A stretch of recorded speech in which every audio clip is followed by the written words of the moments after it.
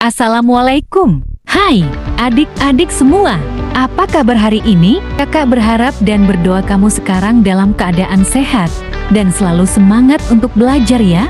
Adik-adik, hari ini kita akan belajar pada tema 6 subtema 1, Masyarakat Peduli Lingkungan. Pembelajaran ketiga. Ayo membaca. Kemerdekaan yang telah dicapai bangsa Indonesia merupakan sarana mewujudkan masyarakat Indonesia yang sejahtera.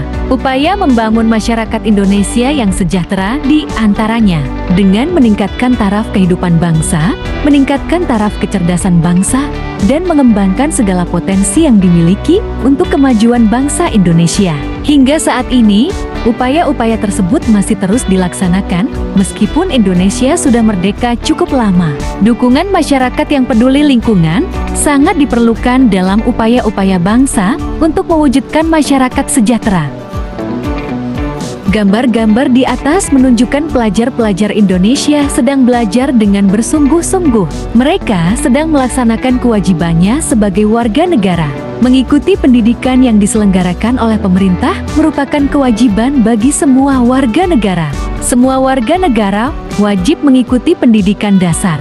Kewajiban mengikuti pendidikan dasar bagi setiap warga negara Indonesia ditegaskan dalam Undang-Undang Dasar Negara Republik Indonesia Pasal 31 Ayat 2. Bunyi Pasal 31 Ayat 2 Undang-Undang Dasar Negara Republik Indonesia tahun 1945 yaitu setiap warga negara wajib mengikuti pendidikan dasar dan pemerintah wajib membiayainya. Mewajibkan warga negara untuk mengikuti pendidikan dasar 9 tahun merupakan satu di antara upaya pemerintah untuk memperbaiki pendidikan di negara kita.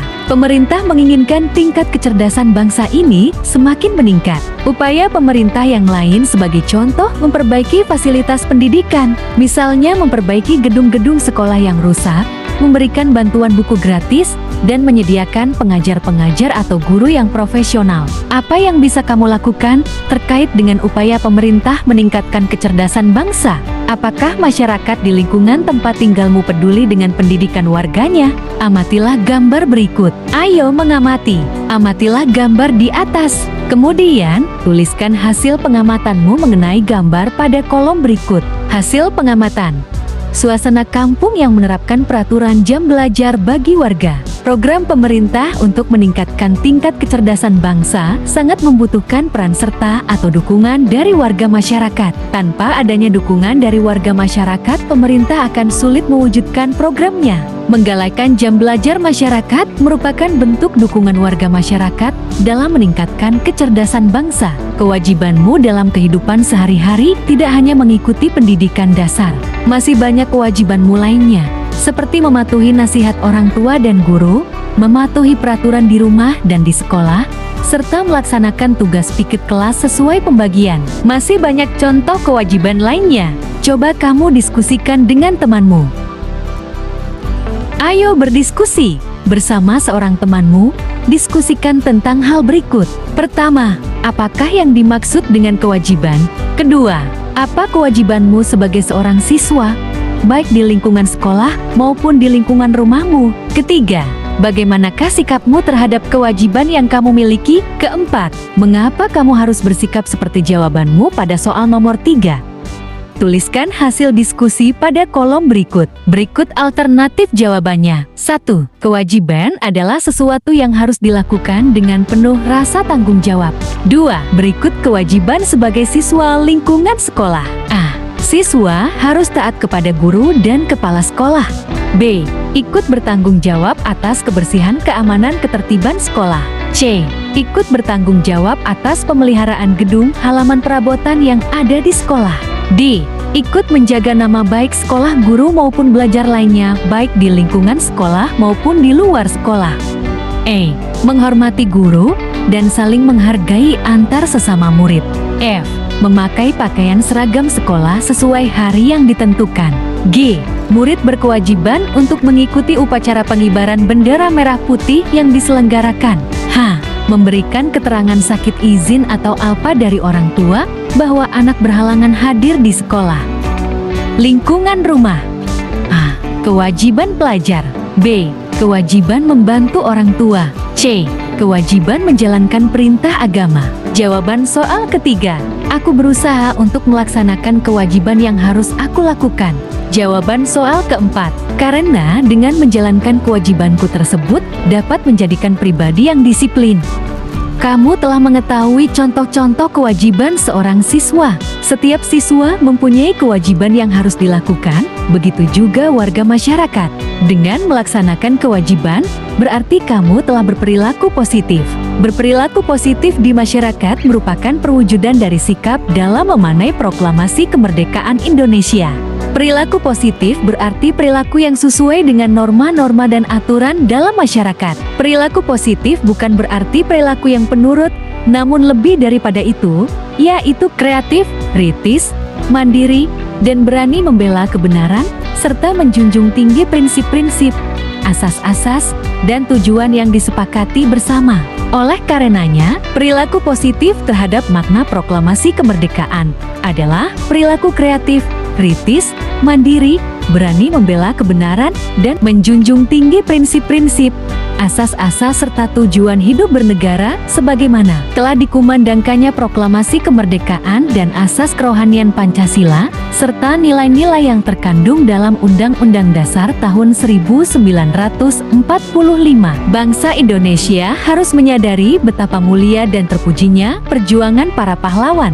Para pahlawan dengan gigih memperjuangkan kemerdekaan untuk lepas dari belenggu penjajah. Pengorbanan diri sebagai pahlawan bangsa dalam mencapai suatu kemerdekaan merupakan wujud tekad yang kuat dalam menentang penjajahan di muka bumi ini. Kemerdekaan Indonesia merupakan anugerah Tuhan Yang Maha Esa yang harus disyukuri. Oleh karena itu, kemerdekaan yang telah diperjuangkan para pahlawan tidak boleh disia-siakan. Kemerdekaan harus dipertahankan serta diwujudkan dalam tindakan nyata guna mencapai tujuan nasional. Perilaku positif terhadap makna proklamasi kemerdekaan berarti menghargai perjuangan para pahlawan bangsa. Penghargaan terhadap para pejuang bangsa serta para pahlawan bangsa dapat ditunjukkan dengan berbagai upaya untuk mengisi kemerdekaan guna tercapainya tujuan nasional bangsa Indonesia. Ayo berlatih! Apa upaya yang dapat dilakukan untuk mengisi kemerdekaan? Tuliskan dalam tabel berikut. Upaya untuk mengisi kemerdekaan. Pertama, rajin beribadah sesuai agama. Kedua, belajar dengan giat, rajin dan tekun. Ketiga, mengikuti upacara kemerdekaan dengan hikmat. Keempat, saling menghormati antar sesama. Kelima, mengikuti perlombaan 17 Agustus yang diadakan panitia setempat. Keenam, ikut serta dalam mengemukakan gagasan ide pendapat di dalam kemerdekaan yang ada di kalangan masyarakat maupun sekolah. Ketujuh, ikut berpartisipasi aktif dalam kegiatan yang ada di masyarakat. Kerukunan di Kampung Wonorejo, Papua. Kampung Wonorejo, Arso Timur, Papua adalah salah satu kampung transmigran. Warganya berasal dari berbagai daerah padat penduduk di Pulau Jawa. Kondisi tersebut membuat warga di Kampung Wonorejo memiliki perbedaan suku, agama, dan budaya. Di Kampung Wonorejo, posisi rumah warga bersebelahan. Semua warga akrab, tak terkecuali anak-anak. Setiap hari anak-anak di Kampung Wonorejo pergi ke sekolah bersama. Itu sebabnya mereka sangat akrab. Mereka suka bermain bersama dan sering menghabiskan waktu di rumah satu sama lain. Meskipun berbeda suku, kebersamaan begitu kental terlihat dalam keseharian mereka. Setiap akhir minggu, anak-anak Kampung Wonorejo berkumpul di balai utama kampung. Biasanya, mereka olahraga bersama atau sekedar bermain-main. Bagi anak-anak yang menginjak usia remaja, akan mendapat penyuluhan tentang menjaga kebersihan diri saat pubertas dari tenaga kesehatan. Kadang-kadang mereka juga membantu orang tua yang sedang bekerja bakti membersihkan lingkungan. Semua warga di Kampung Wonorejo hidup rukun. Mereka menyadari bahwa para pahlawan telah meraih kemerdekaan dengan semangat perjuangan tinggi. Dalam meraih kemerdekaan, para pejuang tidak memandang perbedaan daerah, agama, dan suku bangsa. Mereka bersatu padu untuk merebut kemerdekaan Indonesia dari tangan penjajah. Oleh sebab itu, semua warga Kampung Wonorejo ingin menjaga persatuan di daerah mereka sebagai wujud menjaga kesatuan NKRI. Mereka hidup rukun dalam perbedaan. Potret Kampung Wonorejo, Arso Timur, menunjukkan kepada kita tentang kerukunan dalam keragaman. Semua warga kampung hidup rukun walaupun berbeda asal-usul suku bangsa, agama, dan budaya. Keragaman suku bangsa menjadi modal sosial dalam pembangunan. Keberadaan berbagai suku bangsa yang ada di Kampung Wonorejo ini tidak lepas dari kebijakan pemerintah tentang transmigrasi. Program transmigrasi dimulai sejak pemerintahan Orde Baru. Pada tahun 1961, pemerintah Orde Baru menggalakkan program transmigrasi sebagai upaya untuk mewujudkan masyarakat Indonesia yang sejahtera. Melalui program ini membuktikan bahwa setelah mengikuti transmigrasi, masyarakat memiliki rumah, lahan pertanian, dan keterampilan sebagai bekal hidup di lokasi transmigrasi. Program tersebut mampu meningkatkan kesejahteraan masyarakat. Hal ini berlandaskan pada hak setiap warga negara untuk mendapat penghidupan dan pendidikan yang layak dari negara. Saat ini, latar belakang kehidupan warga di Kampung Wonorejo sudah mengalami percampuran budaya dan agama. Sebagian warga Kampung Wonorejo sudah melakukan pernikahan antar suku. Bagi warga Kampung Wonorejo, keragaman adalah kekayaan mereka. Dalam perkembangannya, ada beberapa yang harus diperhatikan antara Kampung Wonorejo dan kampung-kampung sekitarnya. Misalnya Kampung Kibai. Penduduk asli Kibai terdiri atas 121 kepala keluarga. Sebagian dari mereka tersebar di distrik Arso. Wilayah Kibai memiliki potensi sumber daya alam seperti hutan dan hasil pertanian.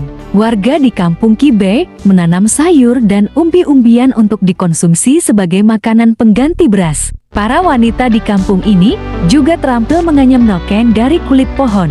Sebagian warga bekerja serabutan penebang kayu, tukang bangunan, dan buruh harian di perkebunan sawit.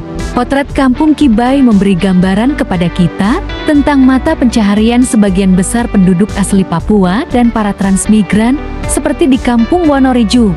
Di Kampung Wonorejo, kehidupan masyarakat cukup harmonis. Mereka hidup berdampingan dengan penduduk asli Papua. Apabila terjadi peristiwa yang menyangkut hukum, seperti pencurian atau gangguan keamanan dan ketertiban masyarakat akan diproses secara hukum. Akan tetapi, sebelumnya mereka harus menyelesaikan masalah tersebut melalui paguyuban adat. Jika ada kerusuhan di kampung, paguyuban selalu berperan penting dalam proses penyelesaian masalah. Para perempuan di Kampung Wonorejo dan Kampung Kibai juga saling bertukar pengetahuan antara perempuan Papua dan perempuan transmigrasi yang berasal dari Jawa. Para perempuan Jawa mengajarkan perempuan Papua cara membuat kue dari bahan tepung singkong dan cara membuat sayur dari batang pohon pisang. Sebelumnya, orang Papua selalu membuang batang pohon pisang yang sudah ditebang. Berkat pengetahuan dari perempuan Jawa, kini mereka memanfaatkan batang pisang menjadi sayur yang lezat. Penduduk asli Papua dan warga transmigran saling bertoleransi. Mereka saling menghormati perbedaan agama maupun budaya. Mereka menganggap bahwa perbedaan budaya dan agama merupakan kekayaan bangsa Indonesia yang harus dijaga. Para penduduk bisa hidup rukun berdampingan sebagai satu bangsa, yaitu bangsa Indonesia. Warga Kampung Kibai dan Kampung Wonorejo tetap menjaga keutuhan Negara Kesatuan Republik Indonesia (NKRI). Mereka juga menjaga persatuan dan kesatuan, serta selalu menjunjung tinggi semboyan Bhinneka Tunggal Ika dalam segala perbedaan yang ada. Mereka memiliki jati diri sebagai bangsa Indonesia yang beretika dan santun, serta mempunyai jiwa gotong royong dan toleransi tinggi. Mereka ingin menciptakan kehidupan di bumi Indonesia yang damai, tenteram, hidup rukun berdampingan. Ayo berlatih. Jawablah pertanyaan di bawah ini secara lisan. Pertama, apa judul bacaan di atas? Kedua, apa kata kunci pada judul bacaan di atas? Ketiga, apakah informasi dari bacaan berdasarkan kata kunci pada judul? Berikut alternatif jawabannya. Berikut jawaban secara lisan. Pertama, bacaan tersebut berjudul Kerukunan di Kampung Wonorejo, Papua. Kedua, kata kunci yang terdapat pada bacaan di antaranya: transmigran, kerukunan, perbedaan suku, agama, dan budaya. Ketiga, berikut informasi dari bacaan berdasarkan kata kunci. Kampung Wonorejo menunjukkan tentang kerukunan dalam keberagaman. Semua warga kampung hidup rukun, walaupun berbeda asal-usul suku bangsa, agama, dan budaya. Keragaman suku bangsa menjadi modal sosial dalam pembangunan. Hubungan penduduk asli Papua dan warga transmigran tidak mengalami pengkotakan dalam menjalankan ibadah.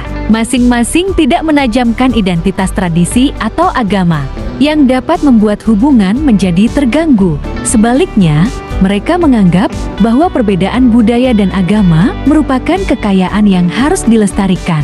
Warga Kampung Kibai dan Kampung Wonorejo tetap menjaga keutuhan Negara Kesatuan Republik Indonesia (NKRI).